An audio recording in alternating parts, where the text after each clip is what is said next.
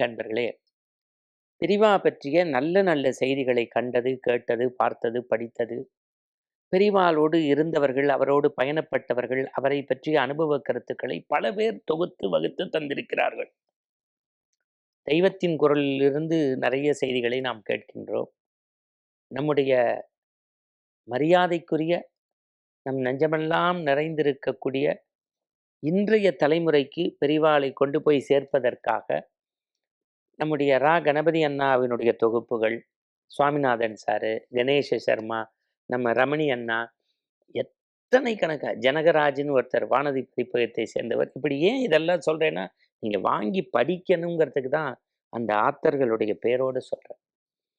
அப்பேற்பட்ட அந்த மகாபெரியவருடைய வாழ்வியல்ல ஒரு மந்திர கடிகாரத்தை பயன்படுத்தியிருக்கிறார். மந்திர கடிகாரம் அது என்னங்கிறது தான் இன்னைக்கு பார்க்க போறோம்.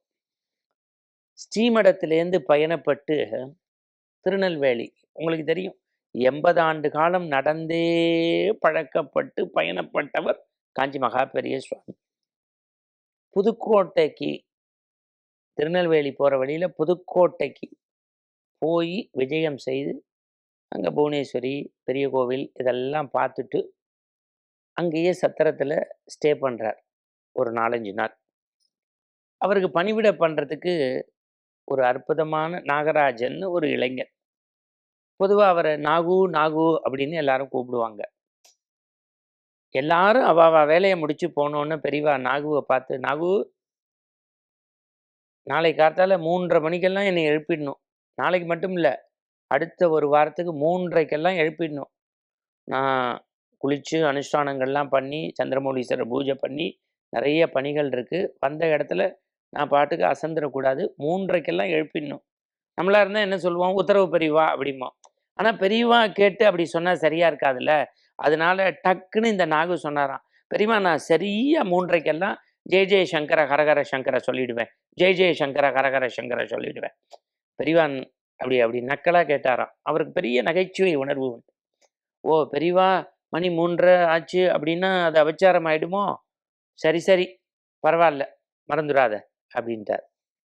என்னடா சாட்சாத் பரமேஸ்வரனை 3:30க்கு உலகத்தையே எழுப்பக்கூடிய ஜெகத்குரு, உலகத்தினுடைய வாழ்க்கையே வெடிக்கச் செய்து பல அதிசயங்கள் அற்புதங்களை செய்யக்கூடிய அந்த மகானை நம்ம சரியா எழுப்பணுமேன்னு சொல்லி கடிகாரம் பார்க்குறார். சத்திரத்தில் கடிகாரம் இல்லை, மடத்துலையும் எங்கேயும் கடிகாரம் கிடையாது.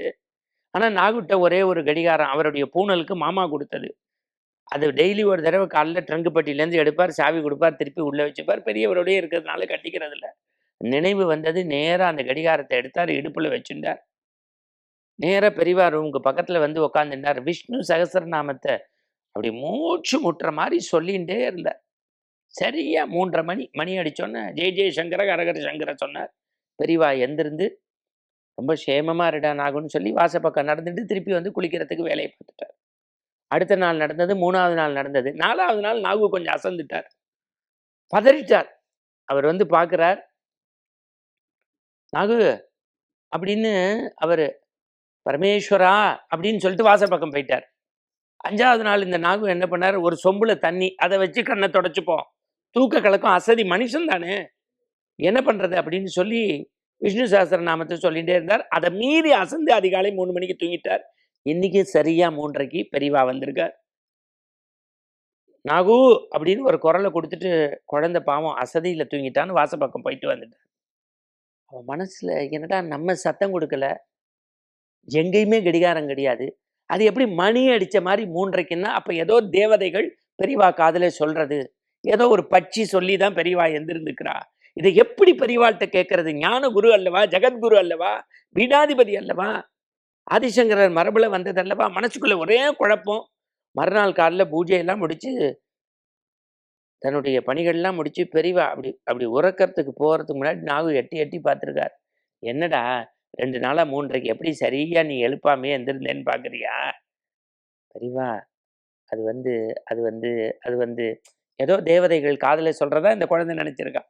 பெரியவா சொன்னா, ஒன்றும் கிடையாது, வாச பக்கம் ஏன் போகிறேன் தெரியுமா, சரியா 3:30 மணிக்கு டிவிஎஸ் சுந்தரமையங்காருடைய பஸ்ஸு வருது, மதுரை டு புதுக்கோட்டை முதல் பஸ்ஸு 3:30க்கு. எனக்கு எப்படி தெரியும்னு பார்க்குறியா? நாள் வந்தேன் இல்லையோ, அப்போ ஏன் அந்த பஸ்ஸு போகுது, ஒரு ஆரன் அடித்தது, அப்போ அங்கே உள்ளவா பேசிண்டா டிவிஎஸ் பஸ் வந்ததுன்னா நம்ம கடிகாரத்தில் 3:30ன்னு வச்சுக்கலாம்னு அந்த சத்தம் கேட்டு எந்திருந்தேன். ஒரு தேவதையும் என் காதில் சொல்லலை, நீனும் நானும் ஒன்று தான். பரமாச்சாரியார் சாதாரண பக்தனை தன் இதயத்தில் வைத்து கைகடிகாரத்தோடு காரியத்தையும் இணைத்தார் என்றால் பெரியவா பெரியவாதான். இது போன்ற அதிசய அற்புதங்களுடன் நாளைய பெரியவா தரிசனத்தில் தரிசனம் டிஜிட்டலில் சந்திப்போம். பாருங்க, நிறைய பேருக்கு ஷேர் பண்ணுங்க. உங்களுக்கு பிடிச்ச விஷயங்களை கமெண்ட் பண்ணுங்க. மீண்டும் நாளை சந்திப்போம். பெரியவா சரணம்.